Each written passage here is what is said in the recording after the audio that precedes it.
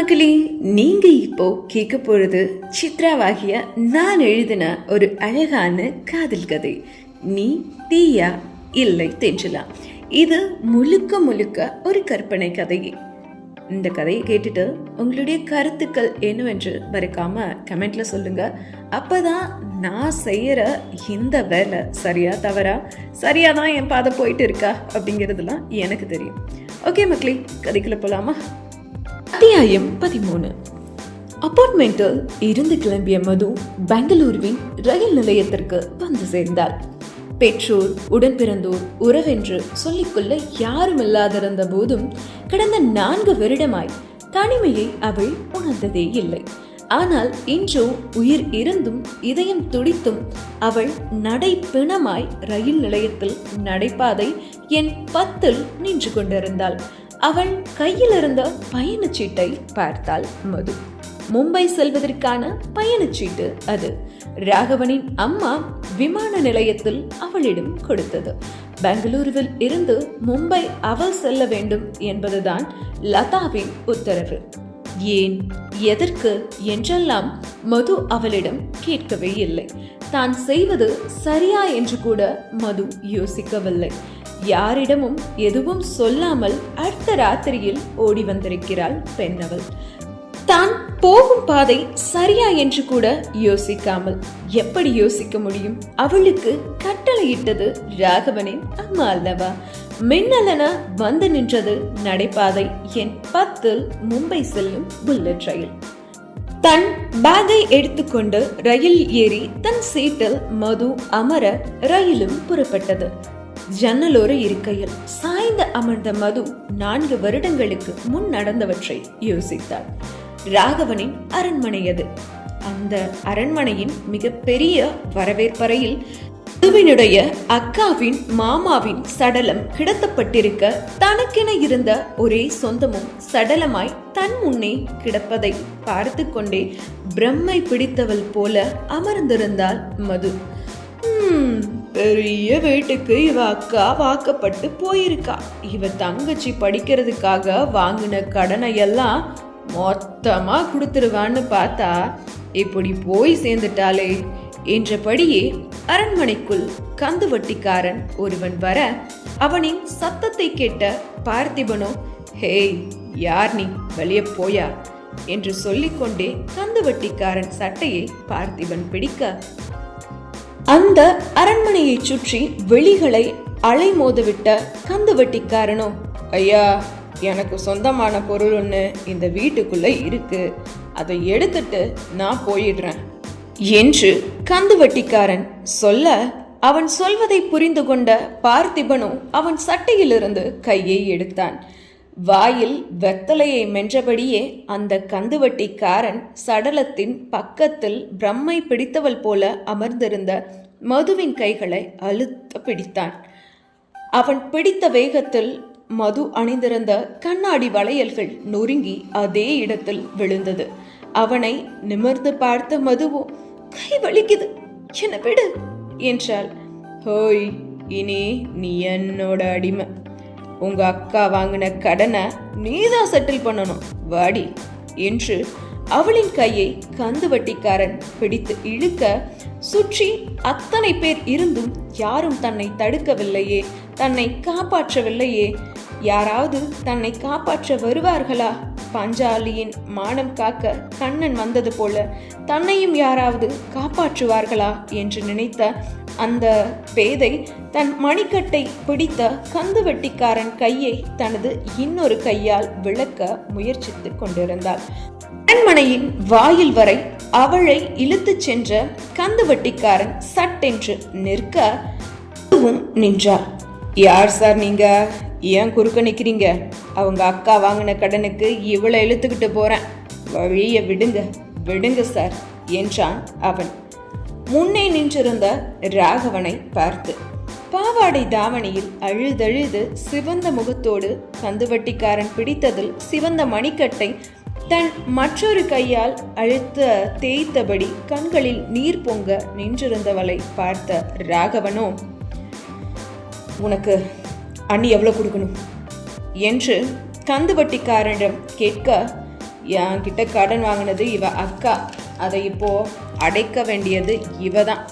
இடையில நீங்க யாரு சார் என்று கந்துவட்டிக்காரன் மறுபடியும் மதுவின் கையை பிடிக்க, அவனின் நோக்கம் பணம் அல்ல, மதுதான் என்று புரிந்து கொண்ட ராகவனோ, அவ கைய விடுறா என்று கந்துவட்டிக்காரனை பார்த்து பற்களை நெரிக்க, விட முடியாது, இப்ப என்ன பண்ணுவ என்றபடி ராகவன் முன்னே கந்துவட்டிக்காரன் அவன் நெஞ்சை நிமிர்த்தி கொண்டு நிற்க, அடுத்த கணம் ராகவனின் துப்பாக்கி கந்துவட்டிக்காரனின் நெற்றி பொட்டில் இருந்தது. ஐயோ சார், சுற்றாதீங்க, நான் விட்டுறேன், அவ கையை விட்டுறேன் என்று மதுவை அவன் விட, மதுவோ ராகவனின் பின்னால் சென்று நின்று கொண்டாள். தன் பின்னால் நடுங்க நின்று கொண்டிருந்தவளை இழுத்து தன் பக்கவாட்டில் தன் கையணைப்பில் நிறுத்திய ராகவனை நிமிர்ந்து பார்த்தாள் மது. எனக்கு சேர வேண்டிய பணம் உன்னை தேடி வரும். இனி இவளுக்கு எல்லாம் நான் தான். இவளுக்கு தொல்லை கொடுக்கணும்னு நினைச்ச நெத்தியில் இருக்கிற துப்பாக்கியில 6 குண்டு இருக்கு, 6ஐயும் உள்ள இறக்கிடுவேன், மைண்ட் இட் என்று ராகவன் கூற, தப்பித்தோம் பிழைத்தோம் என்று அந்த இடத்தை விட்டு ஓடிவிட்டான் கந்துவட்டிக்காரன். அன்றிலிருந்து மதுவிற்கு எல்லாமே ராகவன் தான். அவளிடம் அவன் மணிக்கணக்காய் பேசியதில்லை, பார்த்து சிரித்ததில்லை. அவள் யாரோ இவன் யாரோ என்றுதான் இருப்பான். ஆனால் அவளுக்கு என்னெல்லாம் தேவையோ அதை எல்லாம் அவள் கேட்காமலேயே செய்து விடுவான் ராகவன். மதுவை ராகவனுக்கு மிகவும் பிடிக்கும். ஆனால் அவனுடைய விருப்பத்தை அவளிடம் தெரிவிக்கவில்லை. உள்ளூர காதலிருந்தும் அவள் படிப்பு முடியட்டும் என்று காத்திருந்தான் ராகவன். பேதை அவளுக்கும் ராகவனை மிகவும் பிடிக்கும். அவளும் ராகவனிடம் அதை கூறவில்லை. கண்களாலேயே இருவரும் பேசிக்கொள்வார்கள். காலையில் 30 நிமிடம், மாலையில் 30 நிமிடம் அவளோடு அவன் காரில் பயணிப்பான். அந்த அரை மணி நேரத்திற்காக அடுத்து வரும் ஒவ்வொரு நிமிடமும் காத்திருப்பாள் மது. ராகவனும் அப்படித்தான். அந்த கார் பயணம் இன்னும் கொஞ்ச நேரம் நீளாதா என்று கூட மது யோசித்த நாட்கள் உண்டு. அவன் பார்க்காத போது அவனை அவள் ரசித்ததுண்டு. ராகவனின் கூரிய விழிகள், படர்ந்த மார்பு, ஆலை தூக்கும் அவன் வாசனை, இது எல்லாமே மதுவிற்கு பிடிக்கும். ராகவன் என்றாலே மதுவிற்கு கொள்ளை பிரியம். எல்லாம் வயசு கொள்ளார மது, அவனை நினைக்காத, பார்க்காத என்று அவளுக்கு அவளே சில சமயம் கட்டுப்பாடுகளும் விதித்து விடுவாள். அந்த கட்டுப்பாட்டை அவளே மீறியும் விடுவாள்.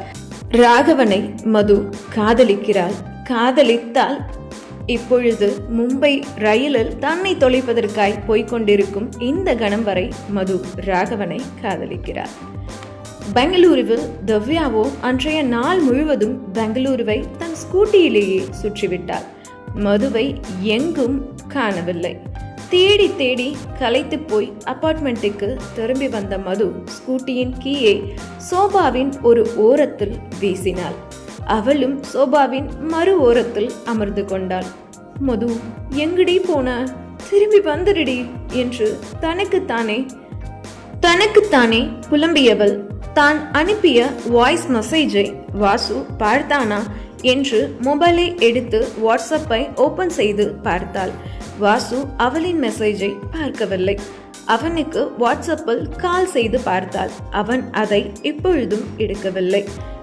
இந்த நேரம் பார்த்து வாசுனா ஏன் போன் எடுக்கல, என்ன பண்றது என்று கூறிக்கொண்டவள் தன் ஸ்கூட்டியின் கீயை எடுத்துக்கொண்டு சஞ்சயின் தங்கை சீதாவின் பொட்டிக்கிற்கு சென்றாள். சஞ்சயின் நம்பர் வாங்கி அவனிடமாவது விஷயத்தை கூறிவிடலாம் என்று முடிவெடுத்து கிளம்பினாள். பெங்களூருவின் ஒரு பிரபலமான தெருவில் 2 மாடி கண்ணாடி கட்டிடம், சீதூஸ் பொட்டிக் என்று பெரிதாக பெயர் பலகை இருந்தது. சீதா ஃபேஷன் டிசைனிங் படிப்பை முடித்ததும் அவள் ஆசைப்பட்டதால் அவளுக்கென ஒரு பொட்டிக் ஆரம்பம் செய்து கொடுத்திருந்தான் ராகவன். ராகவன் ஆரம்பித்து கொடுத்த பொட்டிக்கை 2 வருடத்திலேயே தன் அண்ணனின் பெயரை காப்பாற்றும்படி நல்ல வளர்ச்சிக்கு கொண்டு வந்திருந்தாள் சீதா. நல்ல ஃபேஷன் டிசைனராக சீதாவிற்கு நற்பெயரும் இருந்தது.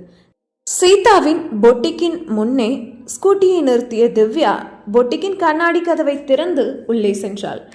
திவ்யா உள்ளே நுழைந்ததும் அவளின் கண்கள் சீதாவை அங்கு தேடிக்கொண்டிருந்தது.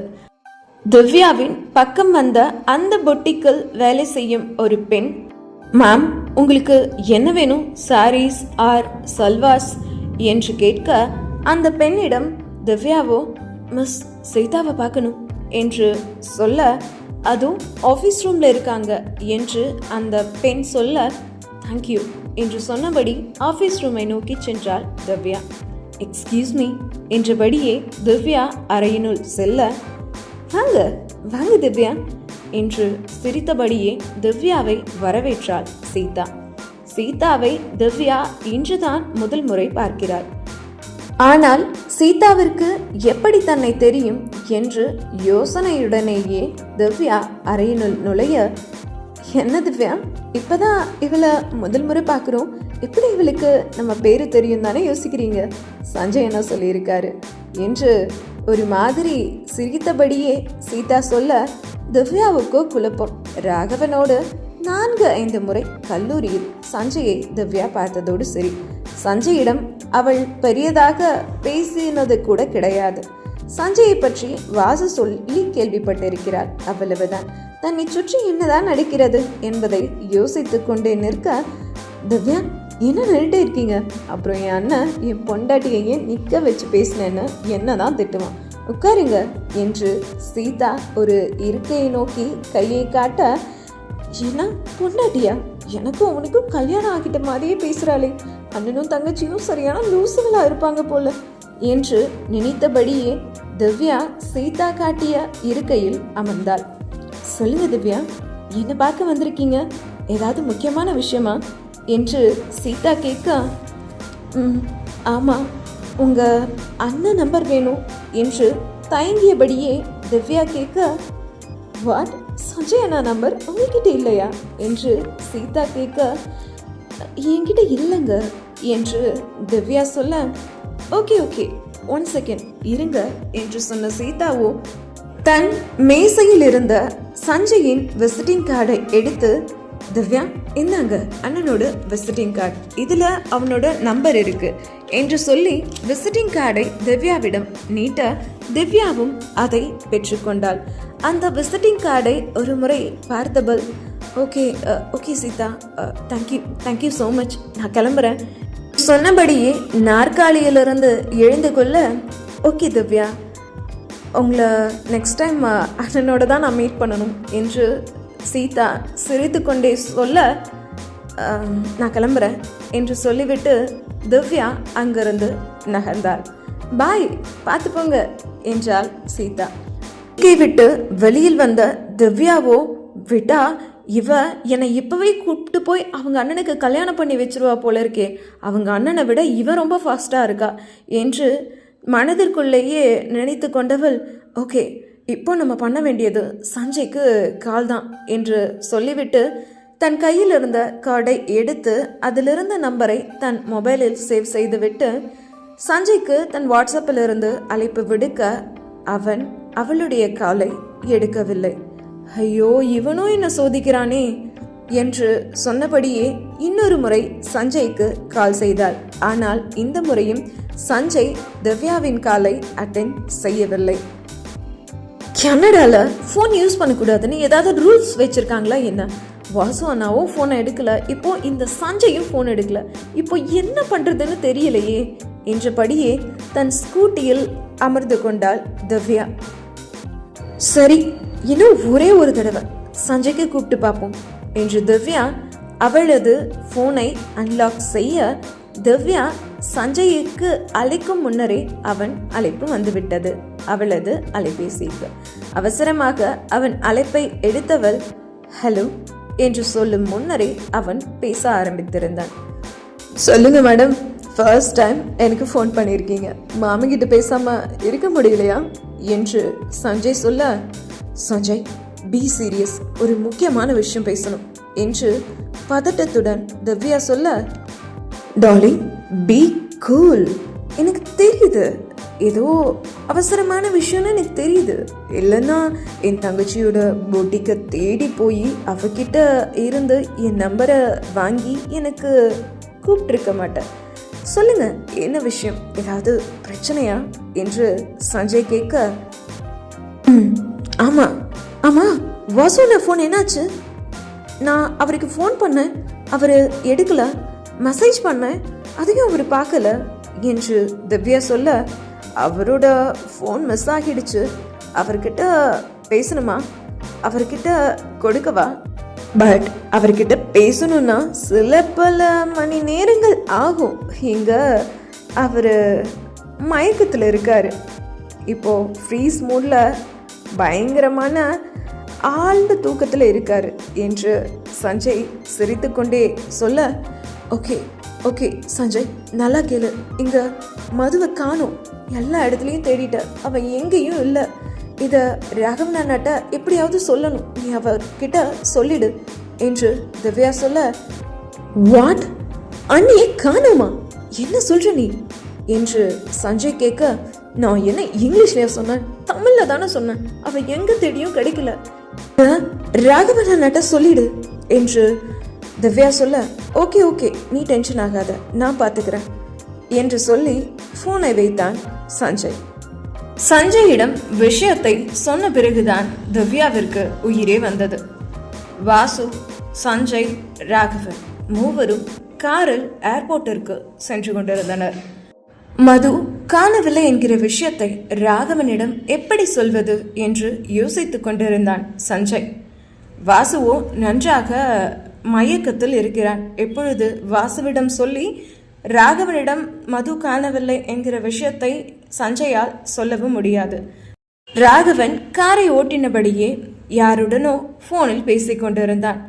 ராகவன் போனை வைத்ததும் பின்னிருக்கையில் அமர்ந்திருந்த சஞ்சய் சீட்டின் நுனிக்கு வந்து அண்ணா என்று அழைக்க, என்ன சஞ்சய் சொல்லு என்றான் ராகவன்.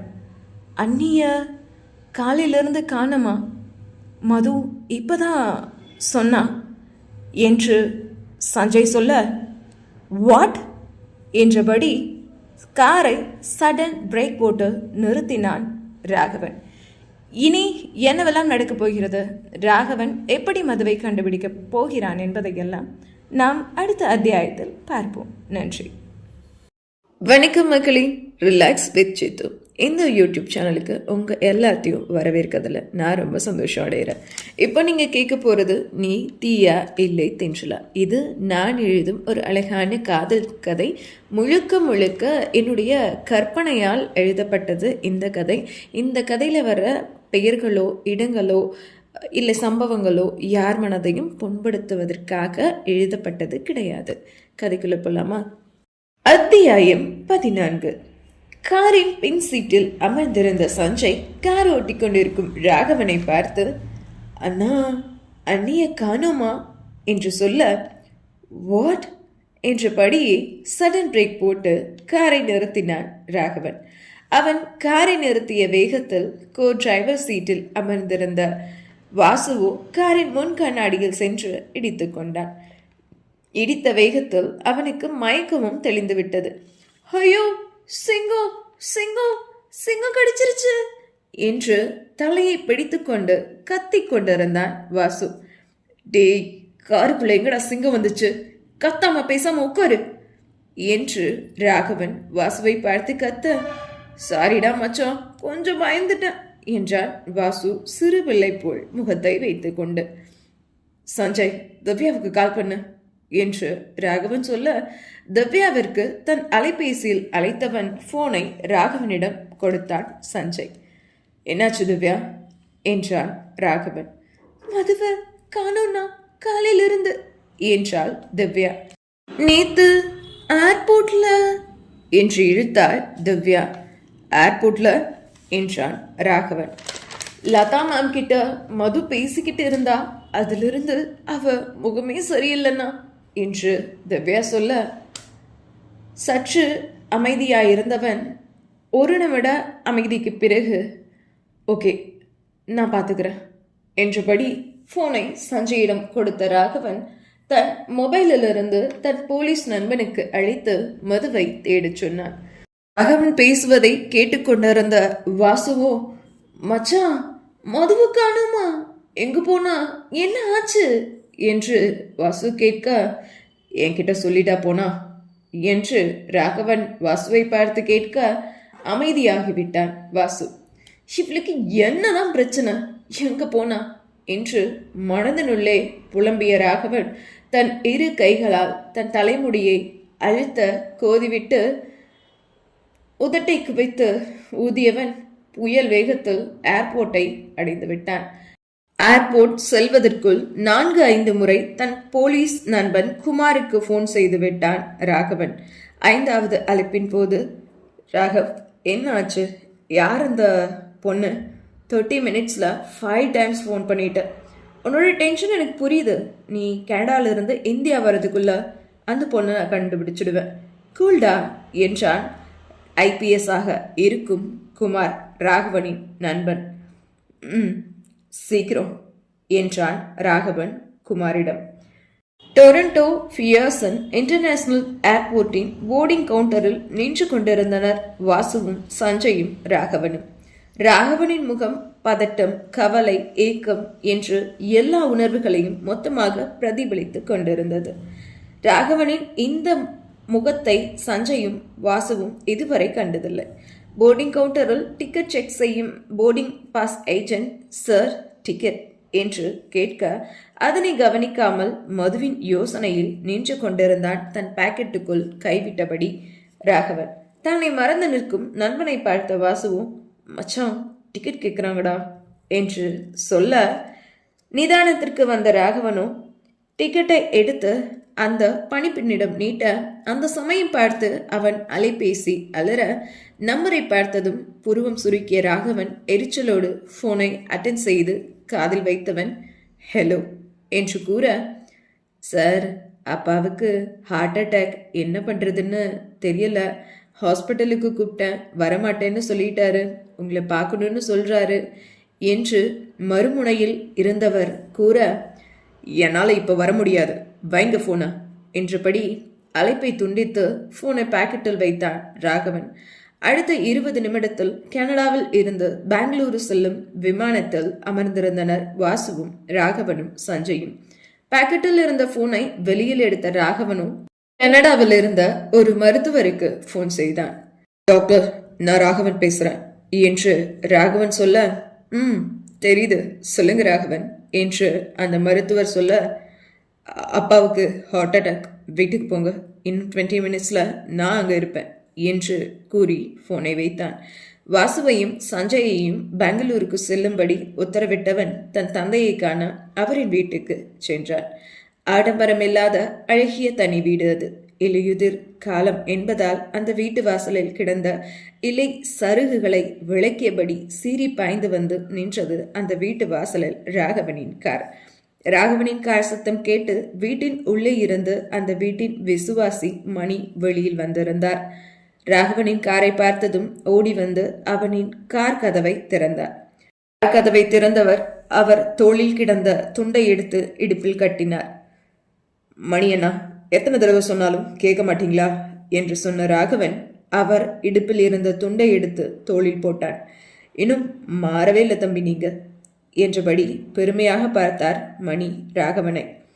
எப்படி இருக்கார் உங்க முதலாளி என்றபடி ராகவன் உள்ளே நுழைய மணியும் ராகவனோடு உள்ளே நுழைந்தார். அந்த வீட்டின் வரவேற்பறையில் ராகவன் முதலில் பார்த்தது லதாவின் புகைப்படத்தை தான்.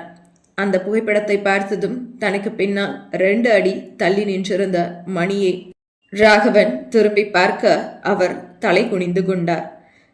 இந்த போட்டோவை முதல்ல தூக்கி எறிங்க, அப்பதான் உங்க முதலாளிக்கு ஹார்ட் அட்டாக் வராது என்று சொன்னபடியே மாடிப்படி ஏறி தன் தந்தையின் அறைக்கு சென்றான் ராகவன்.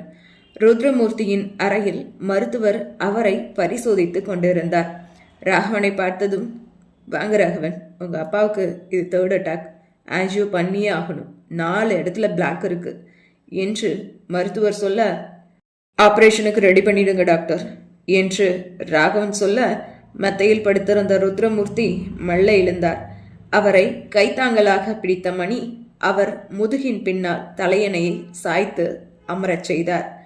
ஆய்வாக அமர்ந்த ருத்ரமூர்த்தியோ எனக்கு ஆபரேஷன்லாம் ஒன்றும் வேண்டாம் என்று சொல்ல, அதனை கேட்ட அங்கிருந்த மருத்துவர், சார் பிரச்சனை ரொம்ப சீரியஸ், ஆன்ஜியோ பண்ணலைன்னா என்ன வேணுனாலும் ஆகலாம் என்று டாக்டர் சொல்ல, ஆகட்டும், என்ன வேணாலும் ஆகட்டும், நான் வாழ்ந்தது போதும், ஆன்ஜியோ பண்ணி இன்னும் 10 வருஷம் 15 வருஷம் வாழலாம் எனக்கு விருப்பம் இல்லை என்று ருத்ரமூர்த்தி சொல்ல, டாக்டர் நாளைக்கு ஆப்ரேஷனுக்கு ஏற்பாடு பண்ணிடுங்க, முடிஞ்சா இன்னைக்கு என்று ராகவன் மருத்துவரிடம் சொல்ல, ஓகே ராகவன், நாளைக்கு ஆப்ரேஷனுக்கு எல்லா ஏற்பாடையும் நான் பண்ணிடுறேன், நாளைக்கு ஈவினிங்கே நம்ம ஆப்ரேஷன் பண்ணிடலாம் என்று சொல்லிவிட்டு அந்த அறையை விட்டு மருத்துவர் வெளியில் சென்றார். ராகவனை பார்த்த மணியும், தம்பி அப்பா சதா எந்த நேரமும் உங்களையே நினச்சிட்டு இருக்காரு என்று சொல்ல, மணியை ஏறிட்டு பார்த்த ராகவனும், பொய் சொல்லாதீங்க மணி அண்ணா, இப்போ உங்கள் முதலாளிக்கு உங்கள் முதலாளி அம்மா ஞாபகம் மட்டும்தான் இருக்கு என்று சொல்லிவிட்டு அந்த அறையை விட்டு வெளியேறினான் ராகவன். அவன் செல்வதையே கவலை தோய்ந்த முகத்தோடு பார்த்து கொண்டிருந்தார் ருத்ரமூர்த்தி. தன் முதலாளியின் கவலை படிந்த முகத்தை பார்த்த மணியோ, கவலைப்படாதீங்க ஐயா, எல்லாம் சரியாயிடும் என்று சொல்ல, 15 வருஷமா சரியாகாத அவனா இனி சரியாக போறான், செத்தா கூட அவனுக்கு என் மேல இருக்கிற கோபம் போகாது என்று கவலை தோய்ந்த முகத்தோடு ருத்ரமூர்த்தி சொல்ல, மணியோ எதுவும் பேசாமல் அமைதியாய் நின்றார். மும்பை ரயில்வே ஸ்டேஷனில் விடியற் காலை 2 மணிக்கு வந்திறங்கினாள் மது. விடியற் காலை 2 மணிக்கு கூட நகரக்கூடாத முடியாத கூட்ட நெரிசல் இருந்தது அந்த ரயில்வே ஸ்டேஷனில். மது ரயில்வே ஸ்டேஷனில் இருந்து வெளியில் வர அந்த நேரம் உதட்டில் அடர் நிற சிவப்பு லிப்ஸ்டிக்கும் அளவுக்கு அதிகமான மேக்கப்பும் போட்டு ஃப்ரீ ஹேர் விட்டபடி கையில்லாத டிஷர்ட்டும் ஜீன்ஸும் ஹை ஹீல்ஸும் அணிந்த 35 வயது மதிக்கத்தக்க பெண் ஒருத்தி கையில் மதுவின் போட்டோவை வைத்து பார்த்தபடியே மதுவை நோக்கி வந்தாள்.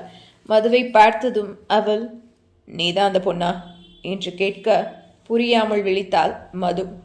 ஓ, தமிழ் தெரியாதா, ஹிந்திக்காரியா நீ என்றபடி ஹிந்தியில் யா தும் வா லடுக்கி ஹோ என்று கேட்க அப்பொழுதும் புரியாமல் விழித்தாள் மது.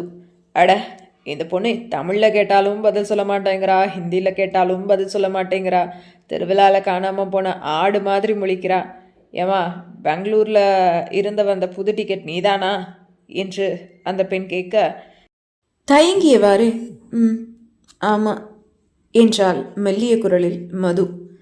ஒரு கேள்விக்கு பதில் சொல்லவே இவ்வளோ நேரம் எடுத்துக்கிறா, இவளை வச்சு நான் எப்படி வியாபாரம் பண்ண போகிறோனோ, வாமா போலாம் என்று சலிப்பாக அவள் சொல்ல கண்களில் நீர் கோர்த்து கொண்டது மதுவிற்கு.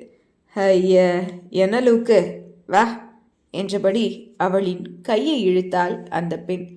கையை விடுங்க, நானே வரேன் என்று மது சொல்ல, அது என் கூடவே வா என்று அந்த பெண் சொல்லிவிட்டு முன்னாடி செல்ல அவளோடே மதுவும் நடந்தாள். ஒரு காரின் அருகே சென்ற அந்த பெண், ஏறுதல என்று மதுவை அதட்ட மதுவும் அந்த காரில் ஏறிக்கொண்டாள். காரின் உள்ளே இருந்த டிரைவர் காரினுள் ஏறிய மதுவை முன் கண்ணாடியின் வழியே பார்க்க தலையை தாழ்த்தி கொண்டாள் மது. டே, என்ன பார்க்குற, இந்த பொண்ணு மார்க்கெட்டுக்கு புதுசு என்று அந்த பெண் சொல்ல, அந்த பெண்ணை பார்த்தவனோ, பெரிய பார்ட்டியாக கூட்டிகிட்டு வரேன், கமிஷன் எக்கச்சக்கமாக எனக்கு கொடுக்கணும் சரியா என்று காரை ஸ்டார்ட் செய்தபடியே அவன் சொல்ல, தன்னை பற்றி தான் தவறாக பேசுகிறார்கள் என்று உணர்ந்த மதுவோ தன் 2 காதுகளையும் பொத்தி கொண்டாள். 1/2 மணி நேர பயணத்திற்கு பின் கார் ஓரிடத்தில் நின்றது. அந்த காரிலிருந்து இறங்கிய அந்த பெண், ஏய் வெத்தலை பாக்கு வச்சு ஆரத்தி எடுத்தாதான் இறங்குவியா என்று மது அமர்ந்திருந்த காரின் கதவை தட்டியவாறு கேட்க மதுவும் இறங்கினாள். அந்த இடம் ஒரு குறுகிய சந்து போல இருந்தது. பெரிய பெரிய பழைய வீடுகள் நெருக்கமாக இருபுறமும் இருந்தது. அந்த வீடுகளின் முன்னர் அரைக்குறை ஆடைகளோடு பெண்களும் வாயில் பீடாவை போட்டு இன்று துப்பியபடி ஒவ்வொரு வீட்டிற்கு முன்னும் 45-50 வயது மதிக்கத்தக்க பெண்களும் முன்னால் அமர்ந்திருந்தனர். அந்த வீடுகளில் சில ஆண்கள் வெளியில் வருவதும் சில ஆண்கள் பெண்களை கூட்டிக் கொண்டு வீட்டினுள்ளே செல்வதுமாக இருந்தனர். அதை பார்த்ததும் மதுவிற்கு இதயமே நின்றுவிட்டது. லதா விமான நிலையத்தில் இங்கே மதுவை செல்லச் சொன்னபோது தன் மகனின் உயிரை நினைத்து பயத்தில் இப்படி தன்னை இங்கு போகச் சொல்லுகிறாள், மும்பைக்கு போகச் சொல்லுகிறாள். எதுவாயிருந்தாலும் அது ராகவனுக்காகத்தான். தனக்காக தன் தாயை பிரியக்கூடாது. தன்னை தன் மகனுக்கு திருமணம் செய்ய லதா நிச்சயம் ஒப்புக்கொள்ள மாட்டாள். ராகவன் தாயை எதிர்ப்பான் தனக்காக. இதனால் அவர்களுக்குள் பிரிவு வரும். தாயில்லாமல் தான் தவிப்பதைப் போல ராகவனும் தவிக்கக்கூடாது என்ற காரணத்திற்காகத்தான் லதா சொன்னதற்கு மது ஒப்புக்கொண்டாள். ஆனால் இந்த இடத்திற்கு வந்து சேர்ந்ததும் லதாவின் கேவலமான எண்ணங்களை நினைத்து இப்படி கூட ஒரு பெண்ணால் யோசிக்க முடியுமா என்று யோசித்த மதுவோ இன்னும் 5 நாட்கள் இந்த இடத்தில் இருக்கப் போவதை நினைத்து அருவருப்பாய் இருந்தது அவளுக்கு. அந்த இடத்தை பார்த்து சிலை போல நின்றிருந்த மதுவிடம், ஏய், இங்கிருந்து 3வது வீடு போ என்று அந்த பெண் மதுவின் தோளை பிடித்து தள்ள மது ஆடாமல் அசையாமல் அப்படியே நின்றிருந்தாள். அவளின் கால்கள் இருந்த இடத்தில் அப்படியேதான் இருந்தது. ஒரு அடி கூட முன்னே எடுத்து வைக்கவில்லை. ஹேய், என்ன அப்படியே நின்றுட்டுருக்க, போன்னு சொல்கிறேன்ல என்று அந்த பெண் அதட்ட வேறு வழியில்லாமல் மது அங்கிருந்து நகர்ந்தாள். அந்த பெண் சொன்ன அந்த வீட்டின் முன் பேக்கோடு நின்றிருந்த மதுவை பார்த்த அந்த வீட்டின் வாசலில் பணப்பெட்டியோடு உட்கார்ந்திருந்த கற்பகமோ தன் மொபைலை எடுத்து மதுவின் புகைப்படத்தை பார்த்தவள் மதுவை அழுத்தமாக ஒரு பார்வை பார்த்தாள். உள்ளிருந்து ஒரு பெண்ணை அழைத்தவள் ஹிந்தியில் எதையோ சொல்ல அந்த பெண் மதுவின் பக்கம் வந்து அவள் கையில் இருந்த பேக்கை வாங்கி கொண்டு அவளின் கையை பிடித்து உள்ளே அழைத்து சென்றாள். வாசலில் உட்கார்ந்திருந்த கற்பகத்தை மது தாண்டி செல்லும் போது கற்பகம் மதுவை பார்த்து, ஹே நில்லு என்றாள். மதுவும் நின்றாள். உட்கார்ந்திருந்த கற்பகம் எழுந்து மதுவின் பக்கம் வந்தவள் தன் வாயிலிருந்த பீடாவை மதுவை பார்த்து கொண்டே திரும்பி சாக்கடையில் துப்பியவள் மதுவிடம், கண்ணாடி மேலே கல் விழுந்தாலும் கல் மேலே கண்ணாடி விழுந்தாலும் சேதாரம் என்னமோ கல்லுக்குத்தான். பொம்பளை கண்ணாடி மாதிரி, நீ உடைய போறன்னு தெரிஞ்சே இங்கே வந்திருக்க, போ இல்லை போ என்று மதுவை பார்த்து கற்பகம் சொல்ல வெறுமையாய் கற்பகத்தை ஒரு பார்வை பார்த்துவிட்டு உள்ளே சென்றாள் மது. மது சேரக்கூடாத இடத்திற்கு வந்து சேர்ந்து விட்டாள். இனி மதுவின் வாழ்க்கையில் என்னவெல்லாம் நடக்கப் போகிறது? ராகவன் மதுவை காப்பாற்றுவானா? இல்லை, இந்த விபச்சார விடுதியிலேயே மதுவின் வாழ்க்கை கழியுமா? விபச்சார விடுதிக்கு மதுவை அனுப்பிய லதாவை ராகவன் என்ன செய்ய போகிறான்? இதையெல்லாம் நாம் அடுத்த அத்தியாயத்தில் நிச்சயம் பார்ப்போம். இந்த கதை உங்களுக்கு எல்லாம் பிடிச்சிருக்கும் அப்படின்னு நான் நம்புகிறேன். மறக்காமல் சப்ஸ்கிரைப் பண்ணிக்கிட்டு இந்த கதை எப்படி இருக்குன்னு உங்கள் கருத்துக்களை கமெண்ட்டில் சொல்லுங்கள். வணக்கம் மக்களே, நீ தீயா இல்லை தென்றலா. இது நான் எழுதுகிற ஒரு அழகான கற்பனை காதல் கதை. இந்த கதையில் வர பெயர்கள், இடங்கள், சம்பவங்கள் எல்லாமே ஒரு கற்பனை தான். யாரோட மனதையும் புண்படுத்துவதற்காக எழுதப்பட்டது அல்ல. இந்த கதையில் ஒரு 150 அத்தியாயங்கள் இருக்குது. இப்போ நீங்கள் கேட்க போகிறது நீ தீயா இல்லை தென்றலா 15வது அத்தியாயம். கேட்கலாமா? தன்னுடைய வாழ்நாளில் பார்த்திடாத ஒரு இடத்தை மது இன்று பார்க்கிறாள். அந்த விபச்சார விடுதியின் உள்ளே மது நுழைந்ததும் அவள் பார்த்த அந்த காட்சி, கால் சட்டையை போட்டவாறு ஒரு கையில் சட்டையை மாட்டிக்கொண்டு வெறும் சாக்ஸோடு போதையில் ஒரு அறையினுள் இருந்து ஒருவன் வெளியில் வர அதை பார்த்த மதுவிற்கு தூக்கி வாரி போட்டது. மதுவை அழைத்து உள்ளே வந்த பெண்ணோ மதுவை விட்டு 3 அடி மதுவின் பேக்கோடு முன்னே நடந்தவள் ஒரு அறையினுள் போக மது அவளை நெருங்கி அறையினுள் செல்ல வேக எட்டுக்களை எடுத்து வைத்தாள். அவள் அந்த அறையினுள் நுழையும் முன்னே குறுக்கே ஒரு கரம் வந்து தடுத்தது மதுவை. அதை பார்த்ததும் அதிர்ந்த மது அந்த கரம் யாருடையது என்று நிமிர்ந்து பார்க்க அந்த போதை ஆசாமியின் கரம்தான் அது. அவனை பார்த்ததும் முகமெல்லாம் வேர்த்து கொட்டியது மதுவிற்கு. புதுசா இருக்க, இன்னைக்கு புது வரவு ஒன்று இருக்குன்னு சொன்னாங்களே, அது நீதானா என்று கூறியவன் அவன் பார்வையினாலேயே மதுவை அளந்தான். அழகாத்தான் இருக்க. எந்த ஊர்? ஆந்திராவா, கர்நாடகாவா? எந்த ஊராக இருந்தா என்ன, வா போலாம், வாயங்கூட என்று அவளின் கையை பிடித்து அந்த போதை ஆசாமி இழுக்க, கையை விடு, என் கையை விடு, நீ நினைக்கிற மாதிரி ஆளு நான் இல்லை, உன்னை கெஞ்சி கேட்குறேன், என் கையை விடு என்று மது அழுதபடியே அலறிக்கொண்டிருக்க, அவளின் சத்தம் கேட்டு அந்த வீட்டிலிருந்த பெண்கள் ஆண்கள் என எல்லோரும் வரவேற்பறையில் கூடிவிட்டனர். என்னடி பத்தினி மாதிரி நடிக்கிற, படுத்து சம்பாதிக்கிறவதானே நீ என்று அவன் மதுவிடம் கொச்சையாக பேச, அந்த நிமிடம் அவனது கண்களில் பலமாக ஒரு அறை விழுந்திருந்தது. அவனை அடித்தது கற்பகம்தான். கற்பகம் அந்த போதை ஆசாமியை அடித்த அடுத்த நொடி மதுவின் கையை விட்டான் அவன். மதுவை பார்த்தால் கற்பகம். மது பயத்தில் நடுங்கி போய் நின்றிருந்தாள். மதுவை பார்த்தபடியே கற்பகம் கத்திஜா என்று அழைக்க, மதுவின் அருகில் ஒரு பெண் வர, இவளை கூட்டிட்டு போ என்று கற்பகம் சொல்ல, கத்திஜாவும் மதுவை அழைத்து கொண்டு அந்த வீட்டின் உள்ளே இருந்த பாதாள அறைக்கு அழைத்து சென்றாள். அந்த அறையில் கிட்டத்தட்ட 15 பெண்கள் இருந்தனர். கூடவே குடிப்பதற்கு தண்ணீர் நிரம்பிய மண்குடமும், சமைப்பதற்கு சில பாத்திரங்களும், மண்ணெண்ணெய் ஸ்டவ்வும், படுப்பதற்கு சில பாய்களும் மட்டுமே அந்த அறையில் இருந்தது. அந்த அறை இருட்டாக இருந்தது. ஒரே ஒரு சிறிய மண்ணெண்ணெய் விளக்கு மட்டும்தான் அங்கு இருந்தது. மதுவை அழைத்து வந்த கத்திஜா, நீங்க இங்கே இருங்க, அம்மா உங்களை இங்கே தான் இருக்க சொன்னாங்க என்று கத்திஜா சொல்ல, தலையை ஆட்டினாள் மது. ஏமா இங்கே எதுக்கு நீ வந்த? பார்க்க அழகா இருக்க, அதனால நல்லா சம்பாதிக்கலான்னு இங்கே வந்தியா என்று அங்கிருந்த ஒரு பெண் சொல்ல, அதை கேட்டதும் மதுவின் கண்களிலிருந்து பொலபொலவென்று கண்ணீர் கொட்டியது. ஹே சுக்கரோ, இந்த பொண்ணை பார்த்தா நல்ல பொண்ணு மாதிரி தெரியுது, அவளை இப்படியெல்லாம் பேசாத என்று அவளிடம் கத்திஜா சொல்ல, மது அறையின் ஒரு மூலையில் சென்று எதுவும் பேசாமல் அமர்ந்து கொண்டாள். அன்றைய நாள் எப்படியோ நகர்ந்து விட்டது. மது பேக்கின் மீது தலை வைத்து உடலை குறுக்கி கொண்டு உறங்கிக் கொண்டிருந்தாள். உறங்கிக் கொண்டிருந்தவளின் காதில், அக்கா அக்கா எழுந்திரீங்க என்று ஒரு குரல் கேட்க மதுவும் விழித்தாள். அவளின் எதிரில் 15 வயது மதிக்கத்தக்க ஒரு பெண் பிள்ளை கையில் பற்பொடியை மதுவின் முன்னே மண்டியிட்டு அமர்ந்திருந்தாள்.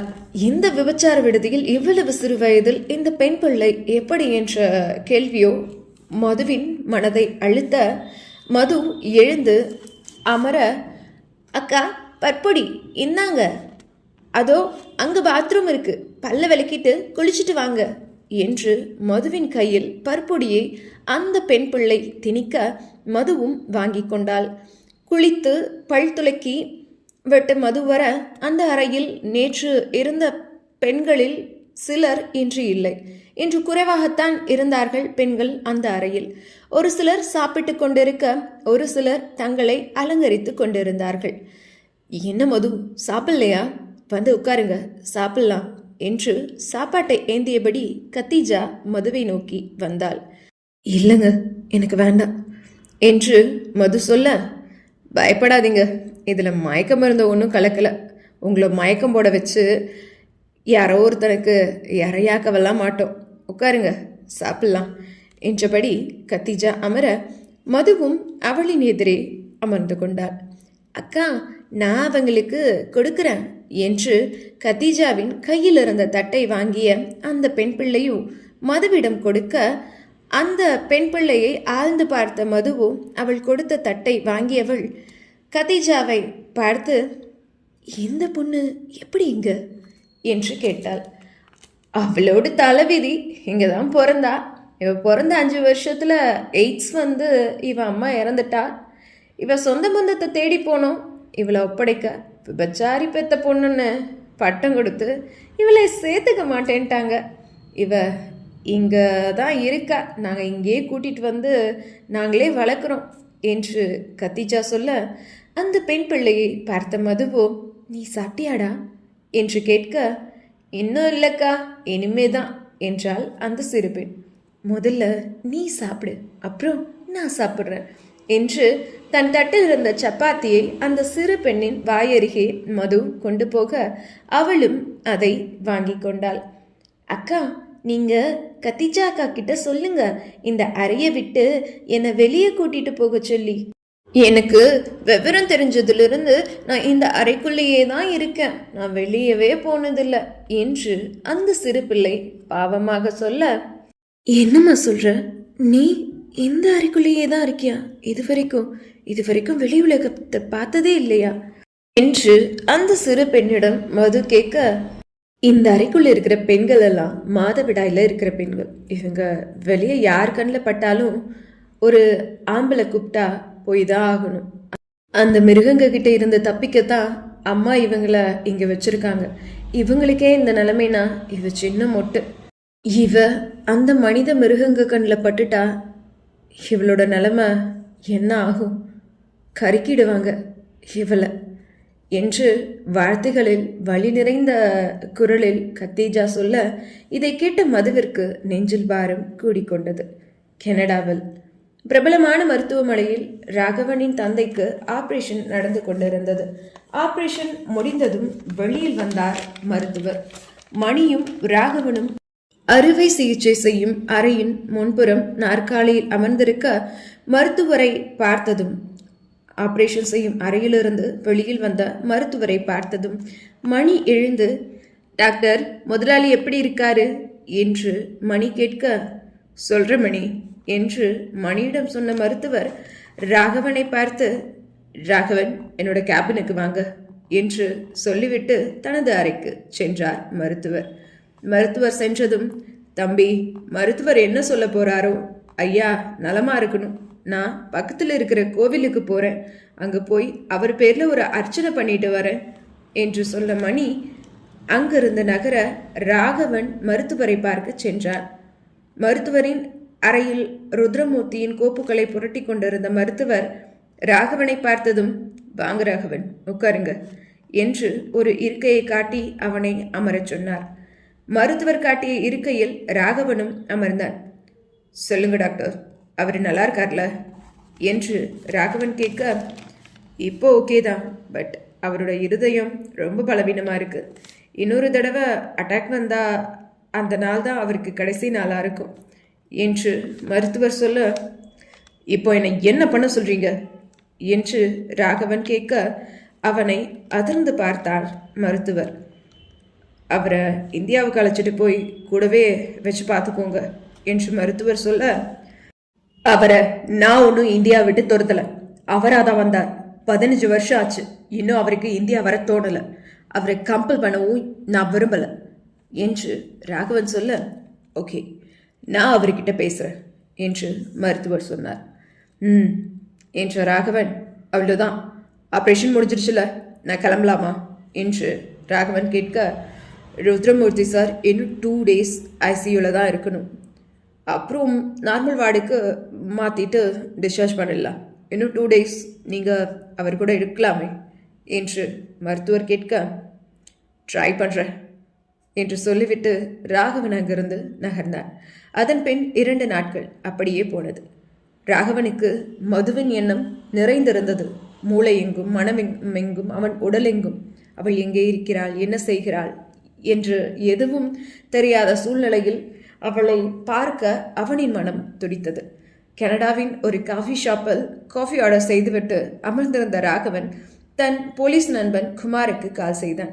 ராகவன் அழைத்ததும் ஒரு ரிங்லேயே எடுத்த குமார், சொல்லு ராகவ் என்று சொல்ல, என்னடா சொல்றது, சொன்ன விஷயம் என்னாச்சு, மது எங்க இருக்கான்னு தெரிஞ்சுதா என்று ராகவன் கோபமாக கேட்க, மச்சான் பொறுமையாடுறா, அந்த விஷயமா தான் நான் மும்பை வந்திருக்கேன் என்று குமார் சொல்ல, வாட், மும்பையா, அங்கதான் இருக்காளா மது என்று ராகவன் பதட்டமாக கேட்க, ஆமாம், அந்த பொண்ணு இங்கே தான் இருக்கா என்று குமார் சொல்ல, அவளை பார்த்துட்டியா? நான் அங்கே வரவா என்று ராகவன் கேட்க, இல்லை இல்லைடா, மும்பையில் தான் அந்த பொண்ணு இருக்கா. பட் மும்பையில் எங்கே இருக்கான்னு தெரியல. மும்பை ரொம்ப பெரிய சிட்டி, அதனால அவளை கண்டுபிடிக்க ஒரு 2 days டைம் ஆகும். கண்டுபிடிச்சிடுறேன் என்று குமார் சொல்ல, மச்சான் எப்படியாவது நீ மதுவை கண்டுபிடிச்சிடு. எனக்கு அவளை பார்க்கணும். அவள் எங்கே இருக்காளோ, என்ன பண்ணுறாளோ, எந்த சூழ்நிலையில் இருக்காளோ, எனக்கு அவளை நினைக்க நினைக்க பைத்தியமே பிடிச்சிடும் போல இருக்கு. சீக்கிரம் கண்டுபிடிடா, அவள் எனக்கு வேணும் என்று ராகவன் பதற்றமாக, ஓகே ஓகே மச்சான், கண்டிப்பாக இன்னும் 2 daysல நான் அவளை கண்டுபிடிச்சிடுறேன் என்று குமார் சொல்ல, என்றபடி தனது அலைபேசியை வைத்தான் ராகவன். அந்த கடையின் பணியாளர் ஒருவர் ராகவன் ஆர்டர் செய்த காஃபியை அவன் முன்னே வைத்துவிட்டு, சார் காஃபி என்று சொல்லிவிட்டு அங்கிருந்து நகர்ந்தான். கண்களை மூடி அந்த இருக்கையின் சாய்ந்த ராகவனோ மதுவை நினைத்து கொண்டிருந்தான். அவன் ஆழ்மனதில் தாங்க முடியாத பாரம் ஒன்று கூடிக்கொண்டது. என்னோட வாழ்க்கையில் இது வரைக்கும் ஆசைப்பட்ட எதுவுமே எனக்கு கிடைச்சதில்லை. அன்பு கிடைச்சதில்லை, அம்மா கிடைச்சதில்லை, அப்பா கிடைச்சதில்லை, எதுவுமே எனக்கு கிடைச்சதில்லை. எவ்வளோ படம் இருந்தும் என்ன பயன்? நான் சந்தோஷமா இல்லை. என் சந்தோஷம் மொத்தமும் நீ தாண்டி. என்னை விட்டு எங்கே போன? இப்போ எங்கே இருக்க? என்ன பண்ணிட்டு இருக்க? என்னை விட்டு போகணும்னு உனக்கு ஏன் தோணுச்சு? நான் உன்னை நல்லா பார்த்துக்க மாட்டேனா? நீ என் கூட நீ சந்தோஷமா இருக்க முடியாதா? ஏன்டி இப்படி பண்ண என்று நினைத்தவாறே கண்களை மூடி அமர்ந்திருந்த ராகவன் தன் கைபேசியின் முகப்பில் இருந்த மதுவின் புகைப்படத்தை எடுத்து பார்த்தபடி, நீ ஏன்டி இப்படி இருக்க? என்னை விட்டு மொத்தமா போகணும்னு இப்படி பண்ணியா? பட் நீ எங்க போனாலும் உன்னை தேடி வருவேங்கிறத, நான் வருவேங்கிறத நீ எப்படி மறந்த? உன்னை நான் பார்ப்பேன், கண்டிப்பா உன்னை நான் கண்டுபிடிப்பேன். அதுக்கு பின்னாடி இந்த ராகவனோட இன்னொரு முகத்தை இந்த வீட்டில் இருக்கிற எல்லாரும் பார்க்க போறாங்க என்று வாய்விட்டு சொன்னபடியே அமர்ந்திருந்த ராகவனின் முன்னிலையில் மாயா வந்து அமர்ந்தார். ஹோ, இப்படி ஒன்று பார்க்கறதுக்கு எனக்கு ரொம்ப கஷ்டமா இருக்கு ராகவ். நான் உன் பக்கத்துலேயே இருக்கும்போது உன்னை விட்டுட்டு ஓடி போனவளை நினச்சி ஏன் ஃபீல் பண்ணுற பேபி என்றபடியே மது ராகவனின் முன்னிருந்த இருக்கையில் அமர அவளை வெறி கொண்டு முறைத்தான் ராகவன். இன்னும் கனடா விட்டு நீ போகல, அன்னைக்கே போயிருப்பேன்னு நினைச்சனே என்று ராகவன் சொல்ல, அது எப்படி பேபி, உன்னை விட்டுட்டு நான் இந்தியா போவேன். இந்தியா போகும்போது உன்னோட பொண்டாட்டியா உன் கூடவே தான் போவேன் என்று மாயா சொல்ல, அது உன் கனவுல கூட நடக்காது என்று ராகவன் சொல்ல, உனக்கு ஒன்று புரியவே இல்லை பேபி. ஒரு பொண்ணு நினைச்சா எதையும் சாதிப்பா என்று மாயா சொல்ல, கரெக்ட், பொண்ணு நினைச்சா எதையும் சாதிப்பா, ஆனா நீ தான் பொண்ணு இல்லையே என்று ராகவன் சொல்ல, will you shut up Raghav என்றாள் மாயா கோபத்தோடு. உண்மையதான் சொன்ன, உண்மை சொன்னா ரோஸ் வருதா? நீ என்ன நினைச்சு மட்டும்தான் பார்க்க முடியும். உனக்கு நான் கிடைக்க மாட்டேன். என்னோட லைஃப் அவ கூட தான், என் மது கூட தான். நான் இது வரைக்கும் யாருக்கிட்டையும் இவ்வளோ நேரம்லாம் பேசினதில்லை. பட் உன்கிட்ட பேசுகிறேன். ஏன்னா நீ தான் உன் அத்தைக்கு பிடிச்ச மருமகளாச்சே. உன் அத்தை நினைக்கிறதும் நடக்காது, நீ நினைக்கிறதும் நடக்காது. இன்னும் 2 daysல மது என்னோட இருப்பா, பார்க்குறியா என்று ராகவன் சொல்ல, ஹெச்சோ ஹெச்சோ, உண்மை தெரியாமல் பேசுகிறியே பேபி. இந்நேரம் மது எத்தனை பேருக்கு பொண்டாட்டி ஆகியிருப்பாளோ என்று மாயா சொல்ல, அடுத்த நொடியே அவளின் கன்னங்கள் பழுத்தது. நீ சொன்ன வார்த்தைக்கு இங்கேயே உன்னை என்னால் கொண்டு போட முடியும். அப்பனுக்காக பார்க்குறேன் என்று சொன்ன ராகவன் அந்த இடத்தை விட்டு நகர்ந்தார். தன் கண்ணங்களை பிடித்தவாறே அந்த காஃபி ஷாப்பில் அமர்ந்திருந்தாள் மாயா. இனி என்னவெல்லாம் நடக்கப் போகிறது இந்த கதையில் என்று அடுத்த அத்தியாயத்தில் பார்ப்போம். வணக்கம் மக்களே, ரிலாக்ஸ் வித் சித்து என்னோட யூடியூப் சேனலுக்கு உங்கள் அனைவரையும் அன்போடு வரவேற்கிறேன். நீங்கள் இப்போ கேட்க போகிறது நான் எழுதுகிற ஒரு காதல் கதை.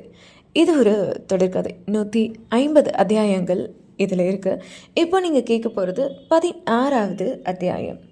இந்த கதை முழுக்க முழுக்க ஒரு கற்பனை கதை தான். இதில் வர சம்பவங்கள், இடங்கள், பெயர்கள் இது எல்லாமே ஒரு கற்பனை தான். சரி, கதைக்குள்ளே போகலாமா? அதுக்கு முன்னாடி இந்த கதையை முழுசாக கேளுங்க. கேட்டுட்டு உங்களுடைய கருத்துக்கள் என்ன அப்படிங்கிறத கமெண்ட்டில் ஷேர் பண்ணுங்கள். அத்தியாயம் 16. ராகவனிடம் வாங்கிய அறையில் கண்ணுங்கள் சிவக்க நின்றிருந்த மாயாவோ நேராக தன் தந்தையிடம் செல்கிறார். அப்பா அப்பா என்று கத்திக்கொண்டே வீட்டுக்குள் வந்த மாயாவினை பார்த்த டைனிங் டேபிளில் அமர்ந்து சாப்பிட்டு கொண்டிருந்த அவளின் தந்தையும், என்னம்மா ரொம்ப பசியில் இருக்கியா? வா வந்து சாப்பிடு, பசியில் இருந்தா இப்படிதான் கத்த தோணும் என்று சாப்பிட்டு கொண்டே மாயாவின் தந்தை சொல்ல, அப்பா எனக்கும் ராகவனுக்கும் நாளைக்கு கல்யாணம் நடக்கணும், அவர்கிட்ட மாமா கிட்ட போய் பேசுங்க என்று மாயா சொல்ல, சாப்பிட்டு கொண்டிருந்த மாயாவின் தந்தைக்கோ புரை ஏறியது. என்னம்மா என்னம்மா திடீர்னு கல்யாணம்லாம் என்று அவர் கேட்க, திடீர்னெல்லாம் இல்லை, எனக்கும் ராகவுக்கும் தான் கல்யாணம்னு அத்தை ஏற்கனவே சொல்லிட்டாங்க. அத்தைக்கு நாங்கள் 2 பேரும் கல்யாணம் பண்ணிக்கிறதுல சம்மதம் தான். இப்போ நீங்கள் மாமா கிட்ட போய் பேசுங்க, நாளைக்கே எனக்கும் ராகவனுக்கும் கல்யாணம் நடந்தே ஆகணும். ஐ லவ் ராகவ் என்று மாயா சொல்ல, விளையாடதம்மா என்று சொன்ன மாயாவின் தந்தை சாப்பிட்ட கையை கழுவி விட்டு துண்டால் துடைத்து கொண்டிருக்க, அப்பா இப்போ மாமா கிட்ட பேச போறீங்களா இல்லையா என்று மாயா கத்த, மாயா உனக்கு என்ன பைத்தியமா பிடிச்சிருக்கு, இப்படி பிஹேவ் பண்ணுற என்று மாயாவின் தந்தை கேட்டுக்கொண்டே மாயாவை நோக்கி வர, டைனிங் டேபிளில் இருந்த கத்தியை எடுத்த மாயா, அப்பா ராகவன் அப்பாட்ட கல்யாணத்தை பற்றி பேச போறீங்களா இல்லையா என்று கேட்க, அவளின் கையில் இருந்த கத்தியை பார்த்த அவளின் தந்தை, மாயா கத்தியை கீழே வை, அம்மா இல்லாத பொண்ணுன்னு உனக்கு செல்லம் கொடுத்து வளர்த்தது ரொம்ப தப்பாக போச்சு.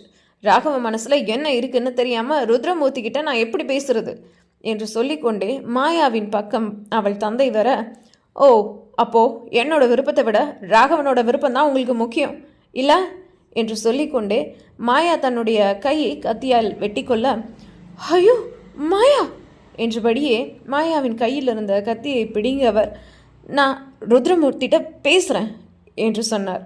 தேங்க்ஸ்பா என்றபடியே மயங்கி விழுந்தாள் மாயா. அடுத்த நாள் காலை மருத்துவமனையிலிருந்து டிஸ்சார்ஜ் ஆகி வீட்டுக்கு வந்தார் ருத்ரமூர்த்தி. ருத்ரமூர்த்தியின் மருந்து மாத்திரை பெட்டியை தூக்கி கொண்டு மணி முன்னே வர ருத்ரமூர்த்தி அவர் பின்னே வந்தார். ராகவனும் ருத்ரமூர்த்தியோடு வந்தார். வரவேற்பறையில் வந்தார் ருத்ரமூர்த்தி.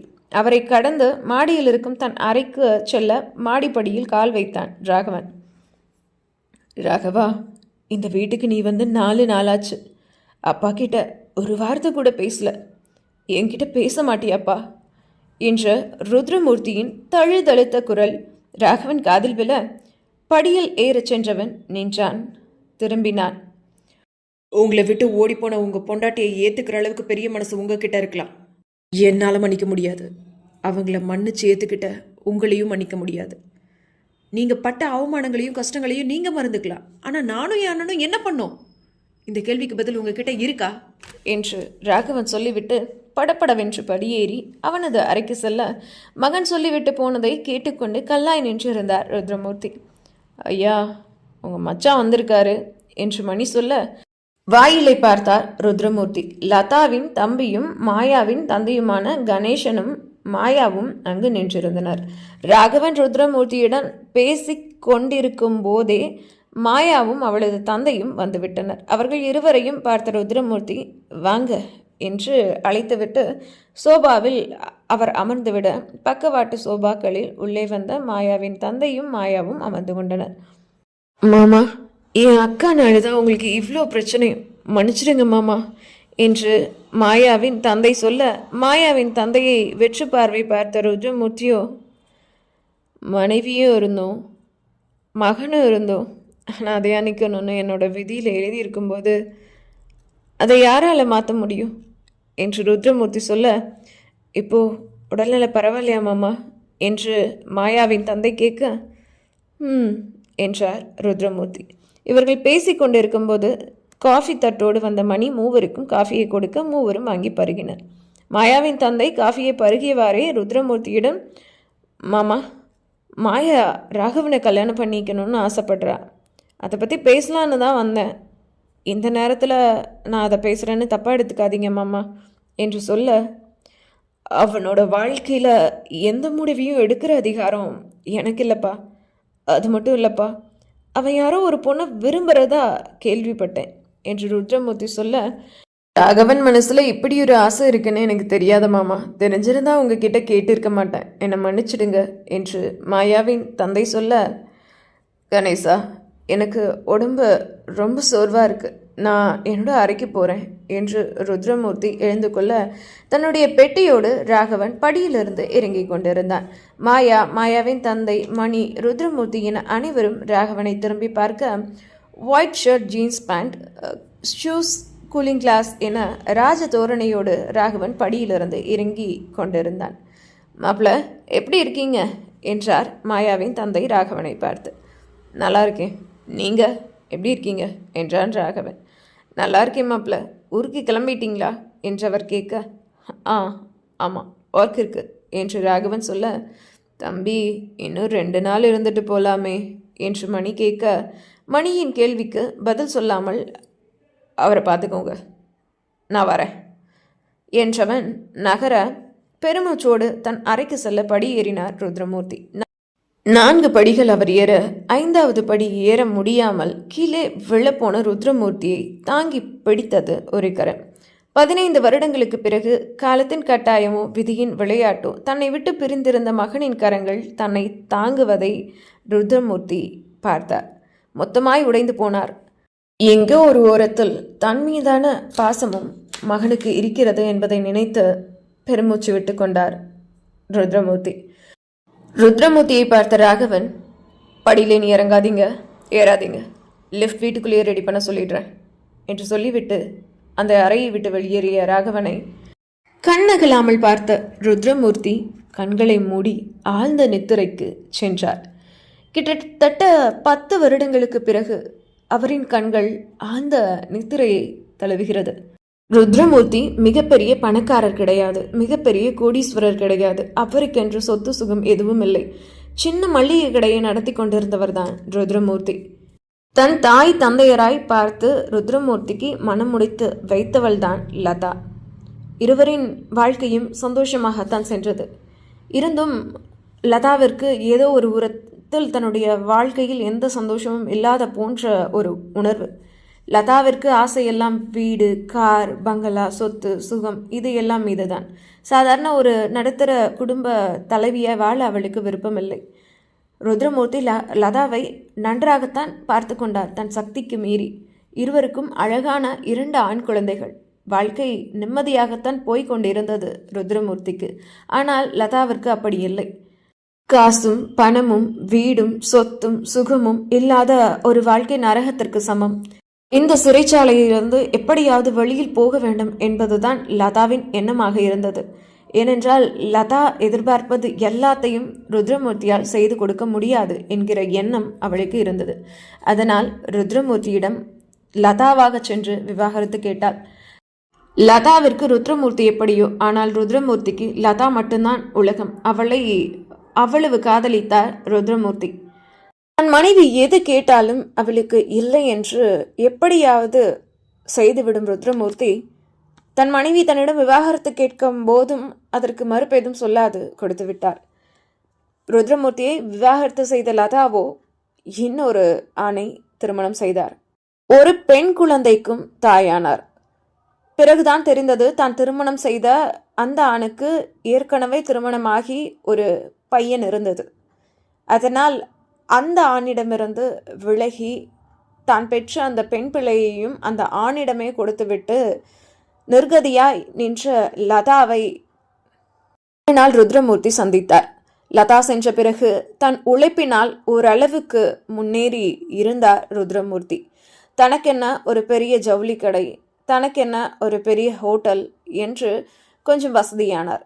குடிசை வீட்டில் எதுவும் இன்றி கிழிந்த ஆடையோடு நிற்கும் தன் மனைவியை பார்த்து மனமிறங்கிய ருத்ரமூர்த்தியோ மீண்டும் லதாவை வாழ வழியின்றி நின்ற லதாவோ ருத்ரமூர்த்தி அழைத்ததும் அவரோடு வந்துவிட்டார்.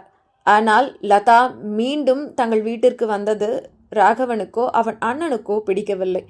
தன் தாய் எத்தனையோ முறை தன் தந்தையோடு பணத்திற்காக, சொத்திற்காக, ஆஸ்திக்காக, அந்தஸ்துக்காக அவரிடம் சண்டை போட்டு இருக்கிறார். பணம்தான் தன் தாயின் உலகம் என்பதை உணர்ந்த ராகவனோ தாயை அறவே வெறுத்தான்.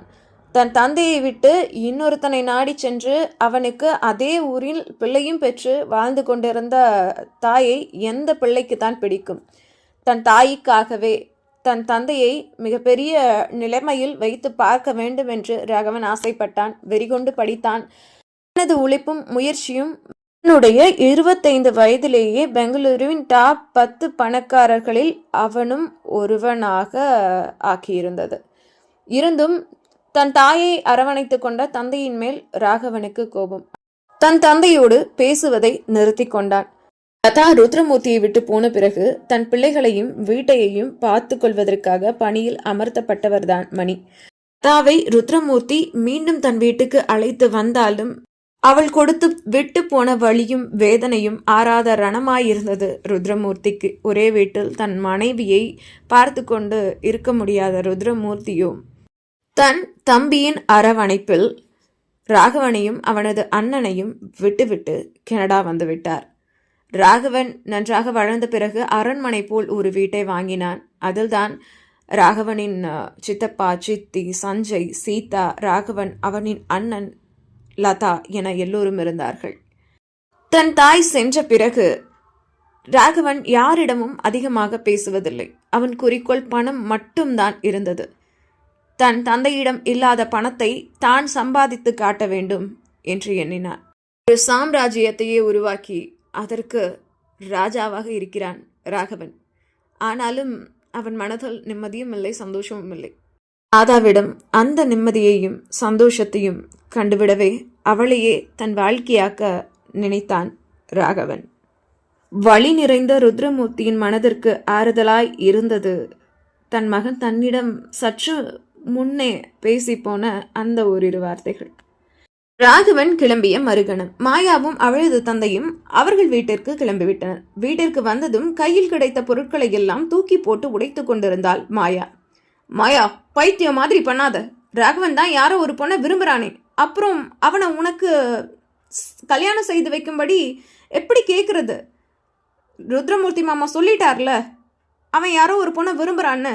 அவனை நீ மறந்துடுறதான் நல்லது என்று மாயாவின் தந்தை சொல்ல, அப்பா, ராகவன் இல்லைன்னா நான் செத்துடுவேன் என்று சொல்ல, செத்துப்போ, என் அக்காவை கல்யாணம் பண்ணி என் மாமா வாழ்க்கை நாசமாக போச்சு.